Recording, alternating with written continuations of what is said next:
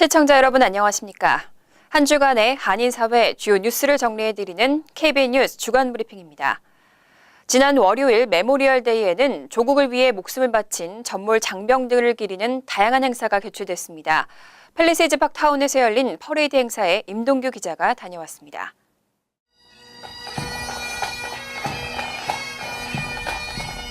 오늘 오전 팰리세이즈 파크 타운에서 열린 메모리얼 데이 퍼레이드.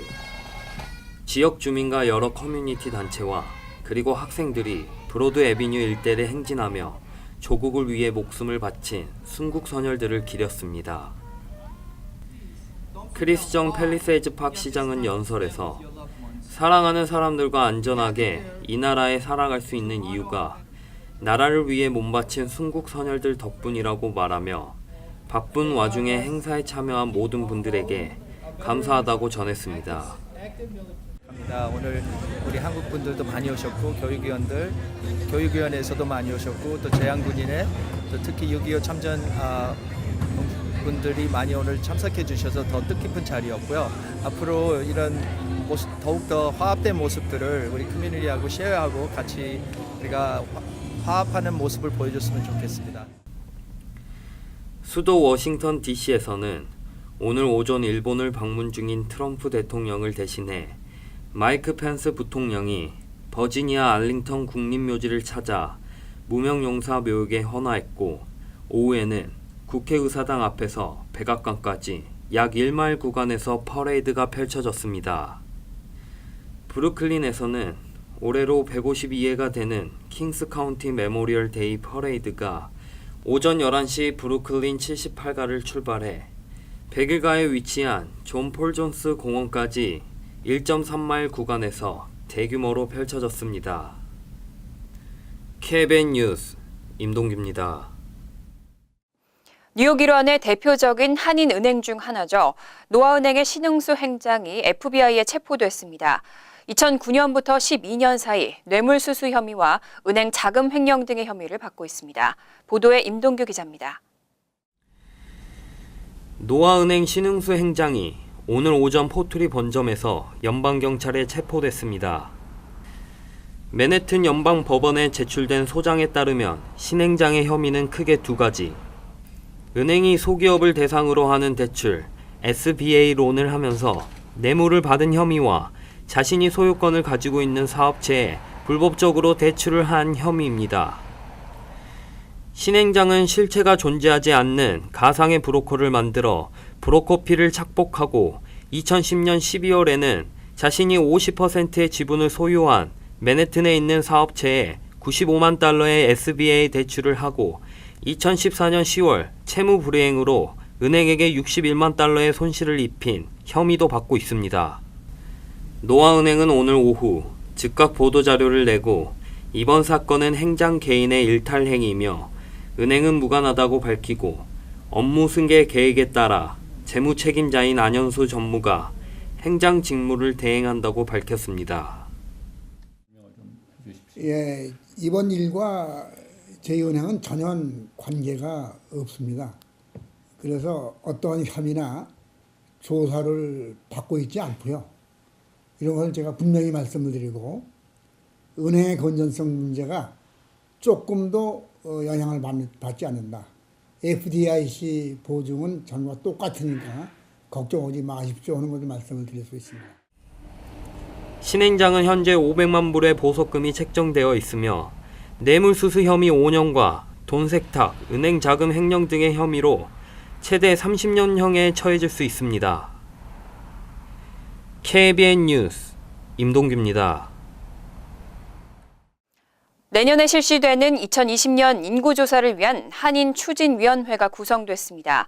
연방정부의 예산 배정과 선거구 획정까지도 연동되는 중요한 조사인 만큼 한인들의 참여를 독려하기 위해서 다양한 활동을 계획하고 있습니다. 내년에 실시되는 2020 인구조사를 앞두고 한인들의 인구조사 참여를 독려하기 위한 한인인구조사 추진위원회 뉴저지 추진위원장에 앤드류 김 전 포트리 한인회장이 선출됐습니다. 뉴저지 한인 단체장들은 지난 금요일 뉴저지 한인회관에서 2000년과 2010년 한인추진위원회의 활동을 돌아보고 2020년 추진위원장에 2010년 뉴저지 센서스 추진위원장을 맡아 봉사한 앤드류 김 전 포트리 한인회장을 재추대했습니다. 앤드류 김 위원장은 10년 전의 경험을 바탕으로 보다 많은 한인들의 인구조사 참여를 통해 커뮤니티의 이상을 높이겠다고 포부를 밝혔습니다. 10년 전에 제가 이걸 한번 했는데 매년 돌아오는 그 인구 조사에 대해서 또 한인 커뮤니티에서 가장 큰 일이고 참 귀한 일이 필요한 일인데 여기 여러분들이 모이셔갖고 또 저를 뽑아주셨네요. 하여튼 10년 전에 여러 일을 했지만은 10년 전에 했던 경험을 바탕으로 해서 내년 4월 때 시작되는 그 인구조사에 대해서 좀 더 효율적으로 보다 많은 사람이 참여해서 매 10년마다 실시되는 센서스 인구 조사는 미 영토 내에 거주하는 실제 인구를 파악하기 위한 것으로 연방 하원 의석수나 각종 지원금, 예산이 책정되는 척도가 됩니다.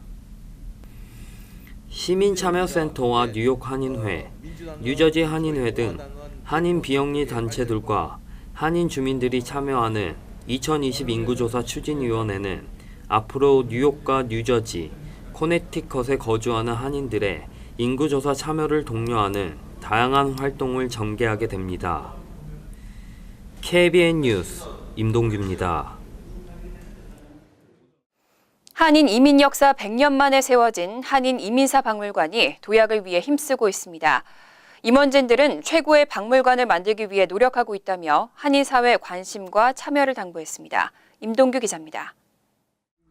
한인 이민사 박물관의 김민성 관장, 이정화 이사장 등 임원진들은 어제 본사를 방문해 박물관의 비전과 앞으로의 활동 계획을 밝혔습니다. 임원진들은 한인 이민사 박물관은 이민 역사 100년 만에 생긴 박물관으로 앞으로 후세에게 민족의 긍지를 배우고 느낄 수 있는 장이 될 것이라고 밝혔습니다. 또 박물관의 발전을 위해 앞으로 뉴욕뿐만 아니라 미주 전 지역으로 이사진 선임을 확대하고 전시품 수집에도 최선을 다하겠다며 한인사의 관심과 참여를 부탁했습니다.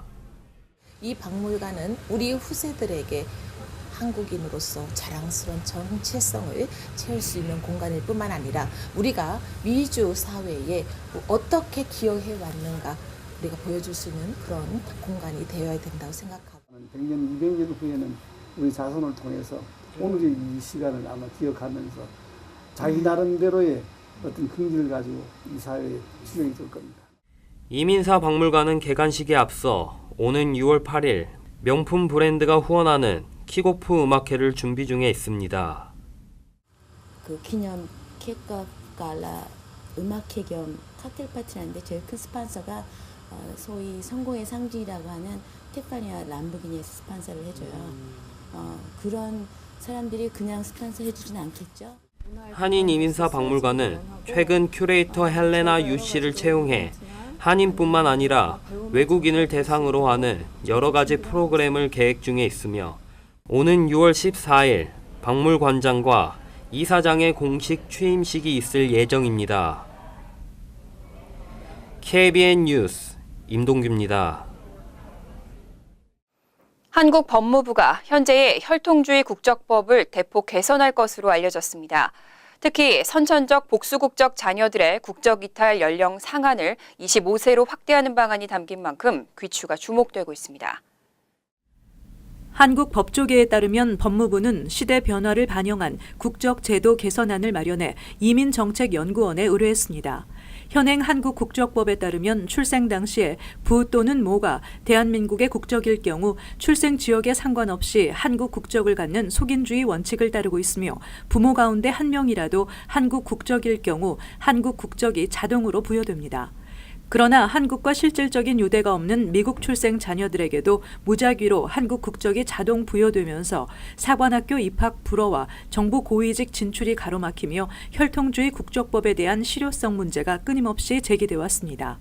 법무부 관계자는 외국 자녀라 하더라도 한국에 살면 한국 국적을 부여하는 국적법 개선안 마련을 진행하고 있으며 선천적 복수국적 남성의 국적 이탈 시기를 22세 또는 25세로 상향하고 병역 의무를 이행하지 않은 사람의 경우도 한국 국적 상실을 위해 정부의 허가를 받도록 하는 방안도 검토하고 있다고 설명했습니다. 한국 정부가 국적 이탈 연령 제한이 25세로 확대되면 국적 이탈 시기를 놓쳐 불이익을 받는 한인 2세 자녀들에게는 희소식이 될 것으로 보입니다. 더불어민주당 이종걸 의원은 지난 3월 말 국적 이탈 기한을 놓친 선천적 복수국적 자녀들 가운데 불가피한 사유가 있는 경우 개별적으로 사안을 심사해 한국 국적 포기를 승인하는 내용의 국적법 일부 개정 법률안을 대표 발의해 현재 국회에서 논의 중에 있습니다. 이민당국이 전자이민 서류 처리 시스템 e-프로세싱 구축을 가속화하고 있습니다. 앞으로는 모든 이민 서류의 접수와 처리 과정 그리고 결정에 이르는 모든 단계를 온라인에서 처리할 수 있도록 하겠다는 방침입니다. 연방이민서비스국은 모든 이민 서류의 접수, 처리 과정, 결정에 이르는 모든 단계를 온라인에서 처리하는 e-프로세싱 시스템 구축에 박차를 가할 것이라고 발표했습니다. 이민서비스국은 1단계로 모든 비이민 비자 신분 입국자들의 미국 체류기간 연장을 신청에서부터 결정까지 온라인에서 처리하고 당사자에게 투명하게 공개할 것이라고 밝혔습니다. 이에 따라 1단계 e-프로세싱 시스템이 적용되면 상용, 방문 비자와 직업훈련 비자 소지자의 체류기간 연장 신청서 처리 전 과정이 온라인에서 완결됩니다.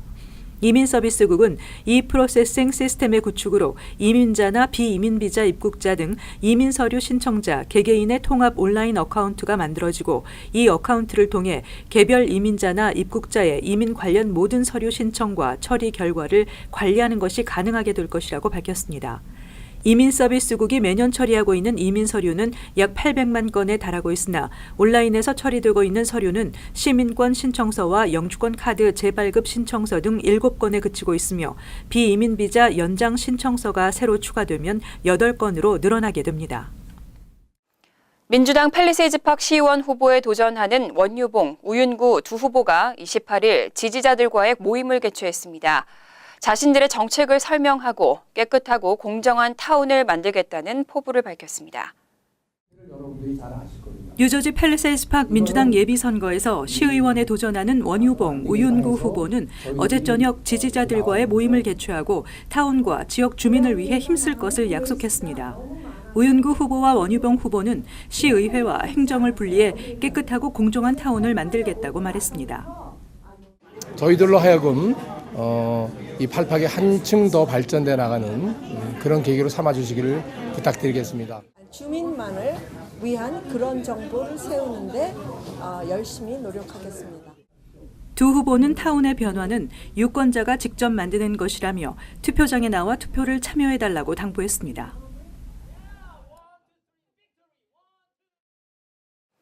오는 7월부터 뉴욕시 공립학교 스쿨존의 과속 감시 카메라를 5배 이상 증설하는 방안이 시행됩니다.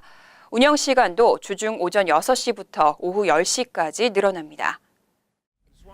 빌 드블라지오 뉴욕시장은 기자회견을 열고 7월 11일부터 뉴욕시 5개 보로 공립학교 인근 도로에 설치된 과속 감시 카메라가 본격 가동된다고 밝혔습니다. 법안에 따르면 현재 뉴욕시 스쿨존 과속 감시 카메라는 현재 140개에서 2020년 6월까지 750개로 확대되며 운영 시간도 현재 학교 수업 시간에만 운영됐던 것을 주중 오전 6시부터 오후 10시까지로 늘립니다. 벌금은 현재와 마찬가지로 제한속도 10마일 이상 초과 시 $50가 부과됩니다. 뉴욕시 교통국은 올해 매달 40개씩 스쿨존에 과속 감시 카메라를 설치하며 내년에는 매달 60개씩 설치할 계획입니다. 빌 드블라지오 뉴욕시장은 이번 스쿨존 과속 감시 카메라 추가 설치로 시 일원 학생들을 과속 차량으로부터 보호할 수 있게 됐다고 말했습니다. 한국국세청이 6월 한 달 동안 해외 금융계좌에 대한 자진 신고 접수를 받습니다. 올해에는 그 기준 금액이 10억 원 초과에서 5억 원 초과로 대폭 낮아졌는데요. 제때 신고하지 않거나 축소 신고하면 해당 금액의 최대 20%의 과태료가 부과되는 점 주의하시기 바랍니다. KBN 뉴스 주간 브리핑 여기서 마칩니다. 시청해주신 여러분 고맙습니다.